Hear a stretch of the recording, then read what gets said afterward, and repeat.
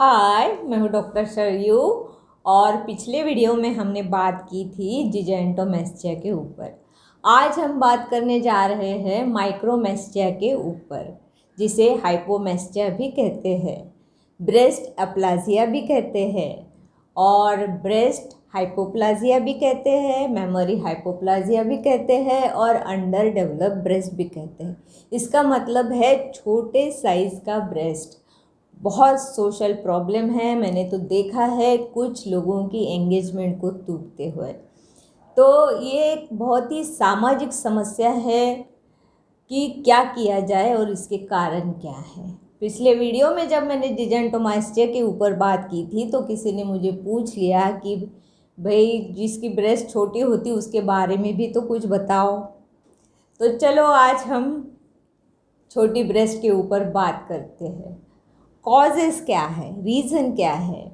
एक सामाजिक समस्या है, डिस्फिगर हो जाता है।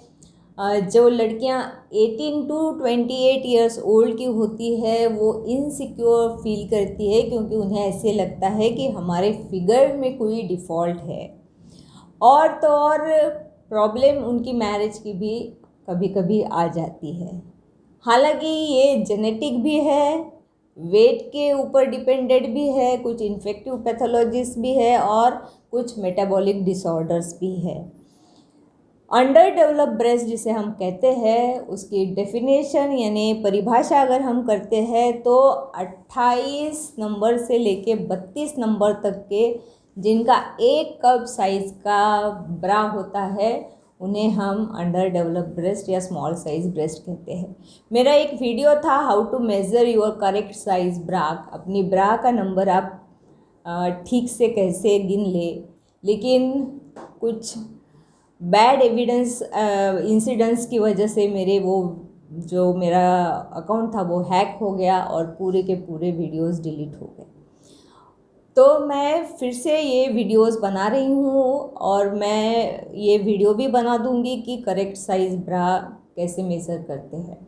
तो जिनका कप होता है ए वो जो होते हैं वो छोटे ब्रेस्ट होते हैं डेफिनेशन वाइज, क्योंकि हम जब ब्रा खरीदते तो हम कप की साइज़ मेज़र करते हैं ABCDE। जिनके ए कप होते हैं उनकी अंडर डेवलप ब्रेस्ट होती है। तो ये जेनेटिक होता है। जेनेटिक इसलिए होता है क्योंकि कुछ जीन्स होते हैं जो TBX3 जीन है, ये जीन में म्यूटेशन होता है और उसे एक अल्ट्रा मेमोरी सिंड्रोम जिसे हम कहते हैं वो सिंड्रोम हो जाता है। लेकिन ये जो है ये नॉर्मल है, क्योंकि ये जेनेटिक है। तो उनके माँ की भी वैसी है, उनके मासी की भी वैसी है, तो उन लोगों ने भी बच्चों को दूध पिलाया है, तो ये नॉर्मल है, इसमें कोई दिक्कत तो है नहीं।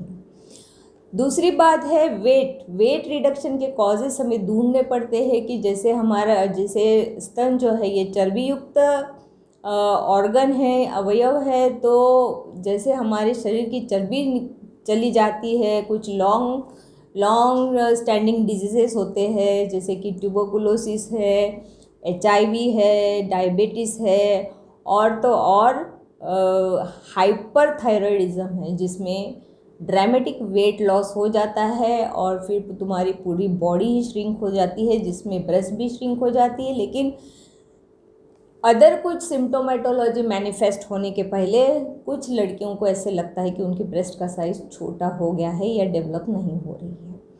फिर एक कंजेनाइटल बीमारी है जिसमें बोलते हैं कि कंजेनाइटल एड्रीनल हाइपरप्लाजिया। अभी कंजेनाइटल एड्रीनल हाइपरप्लाजिया का ऐसा एक डिजीज़ है। एक एड्रीनल ग्लैंड है हमारे शरीर में जो किडनी के ऊपर टोपी के जैसे होती है, उसका जो कार्य है वो कार्य अगर डिस्टर्ब हो गया है तो प्रॉब्लम आ जाती है, क्योंकि वो एक ग्रंथि है, मेल या फीमेल दोनों में भी, दोनों मेल हार्मोन फीमेल हार्मोन दोनों भी हार्मोन वो सिक्रेट करती है।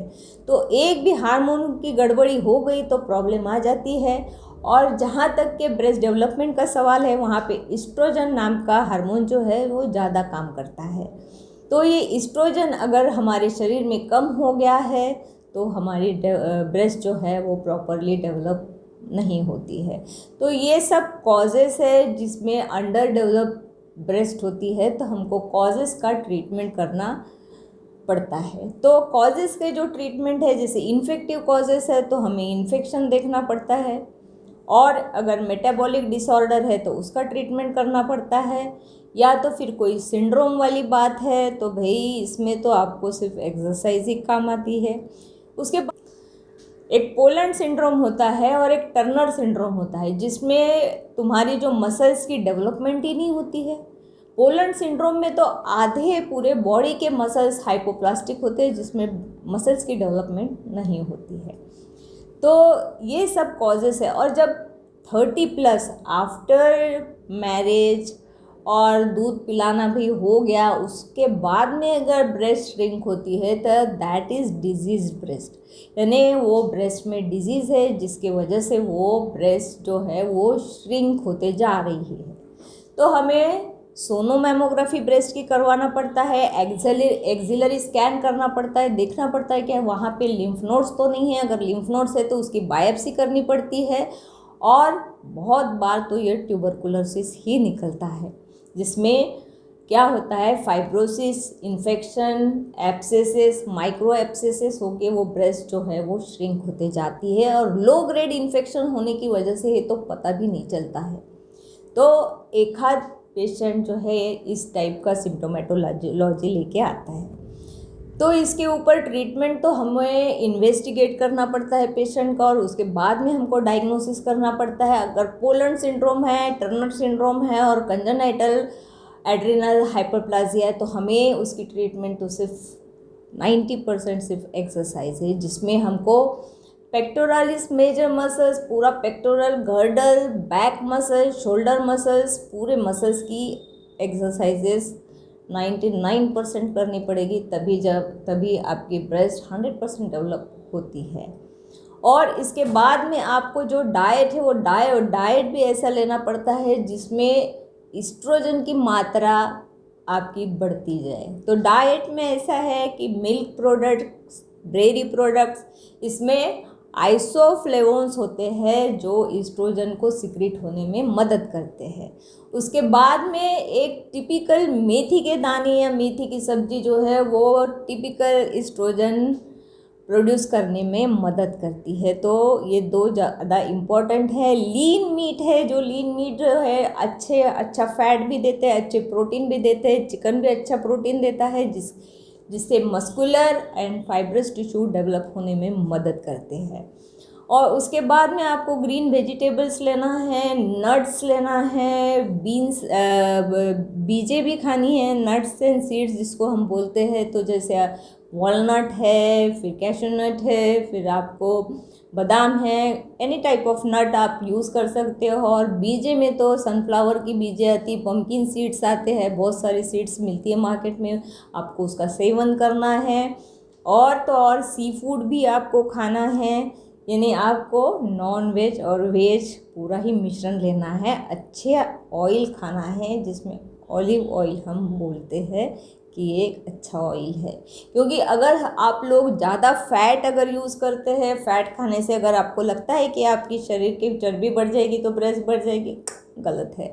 क्योंकि अगर आप ओबेस हो गए और आपकी ब्रेस्ट नहीं बढ़े तो फिर वो तो बात ही नहीं बनती है। आपको डाइट भी लेना है, आपको एक्सरसाइज भी करना है, आपको इन्वेस्टिगेट भी करना है, आपको माइक्रोमेस्टिया का रीज़न ढूंढना है ताकि आप सोशली फिट हो जाओ और आपके सोशल लाइफ में कोई डिस्टर्बेंस नहीं आया। तो मुझे लगता है काफ़ी मैंने जानकारी दी है। ये एक सोशल प्रॉब्लम है, क्योंकि मैंने भी देखा है किसी की एंगेजमेंट टूटते हुए, किसी की मैरिज ही नहीं अरेंज हो रही है।